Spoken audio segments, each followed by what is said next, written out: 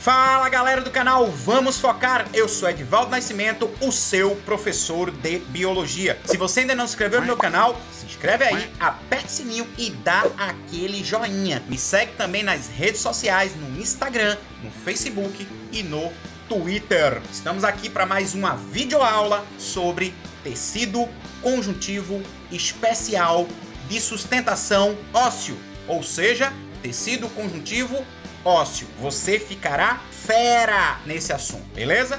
Então, roda a vinheta e vamos à aula!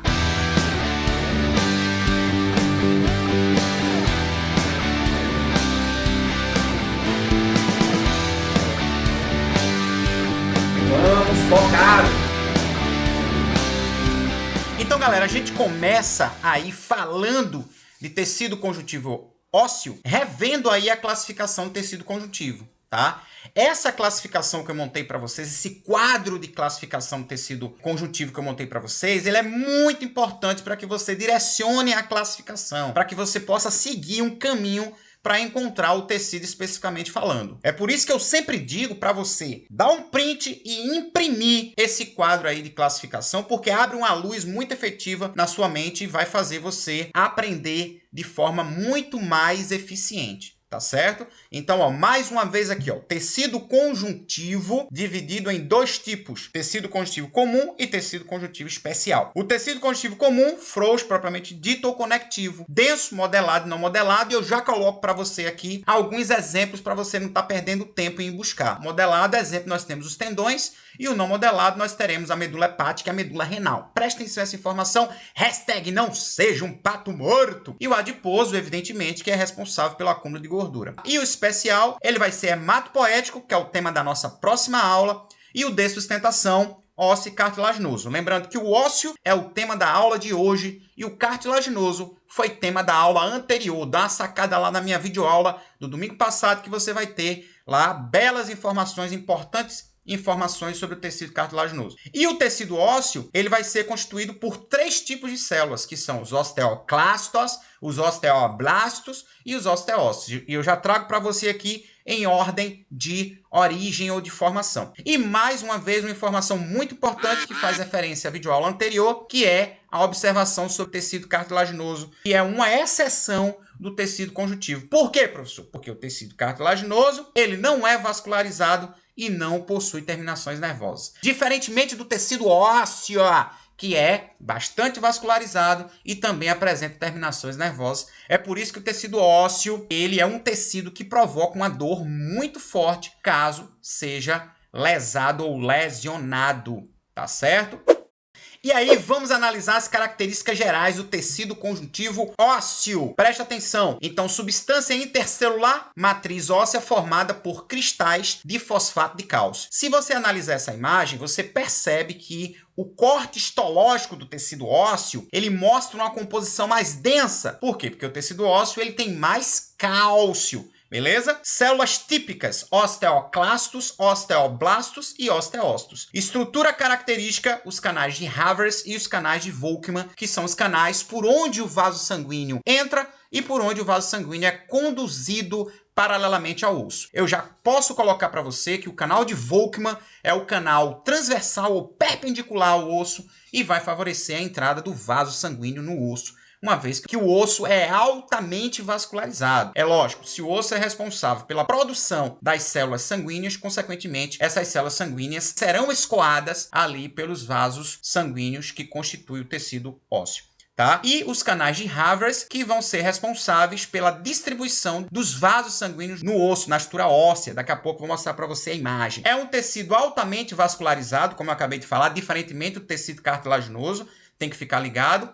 E as funções são sustentação, proteção mecânica e reservatório de cálcio. Uma observação importante. O nosso endoesqueleto, o nosso esqueleto, como eu coloquei aqui no final, ele vai armazenar o cálcio. Evidentemente, esse cálcio que chega ao endoesqueleto, ele vem do tecido sanguíneo, né? Ele vem do sangue, ele vem do fluxo sanguíneo. Mas quem leva esse cálcio do sangue para dentro dos ossos? É um hormônio chamado de calcitonina ou tireocalcitonina. Ele pega o cálcio no sangue e leva o cálcio para dentro dos ossos.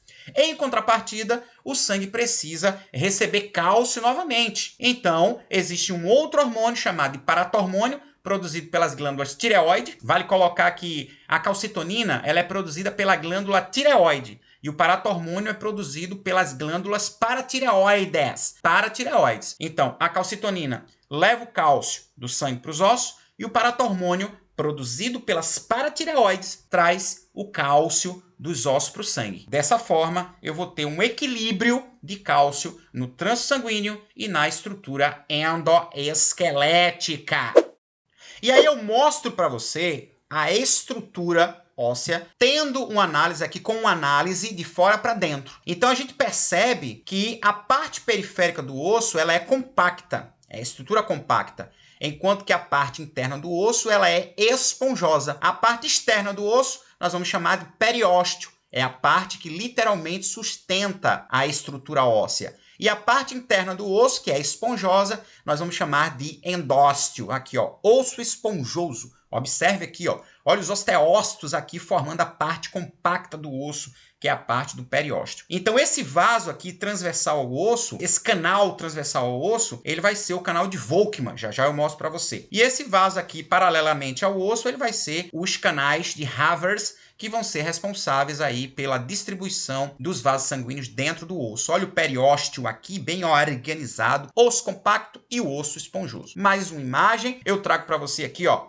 a parte da medula óssea, aqui no centro, a medula óssea vermelha, e aqui no alongamento do osso, nós vamos encontrar a medula óssea amarela, que é onde ocorre o depósito de gordura. Mais uma imagem aqui, trazendo para você ó, a parte compacta do osso, que é a parte periférica. Ó. A gente percebe que a parte compacta do osso ela é bem estreitinha. Ela varia ali de meio centímetro a 1 centímetro no máximo. Enquanto que a parte interna óssea ela é frágil, ela é esponjosa. Olha o canal de Volkmann aqui para você e os canais ou o canal de Havers fazendo a distribuição do vaso sanguíneo dentro do osso. Muito cuidado com os canais de Volkmann e com os canais de Havers, porque os vestibulares adoram cobrar essas informações. Aqui eu trago para você os tipos de células que formam o tecido ósseo. E eu já trago para você aqui em ordem de formação. Eu trago para você cada tipo de célula, os osteoclastos, os osteoblastos e os osteócitos,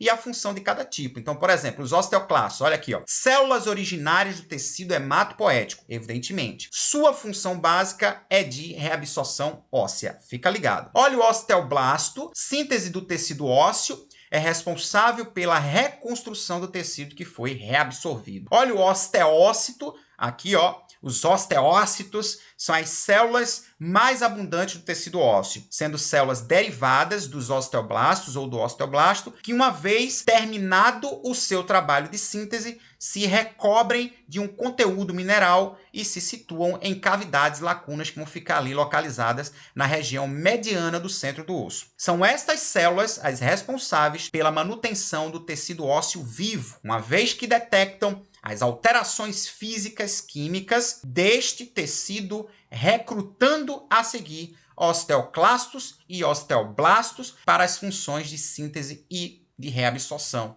tá? Reestruturando a estrutura óssea. Então eu fiz um esqueminha aqui para você, ó, dá um print dessa tela, imprime, cola aí no seu quarto para você estudar todos os dias. Então, osteoclasto, reabsorção do osso, osteoblasto, reconstrução do osso e os osteócitos ou osteócito derivado das células que nós vamos chamar de osteoblastos.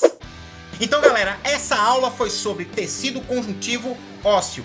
Nós vimos aí todos os detalhes desse tipo de tecido, tecido importante para os grandes vestibulares do nosso país. Beleza? Então se inscreve no meu canal, aperta o sininho e dá aquele joinha. Me segue nas redes sociais, no Instagram, no Facebook e no Twitter. E é óbvio que eu não poderia deixar de dizer hashtag não seja um pato morto. Beleza? Até a próxima aula. Tchau, tchau, galera. Valeu!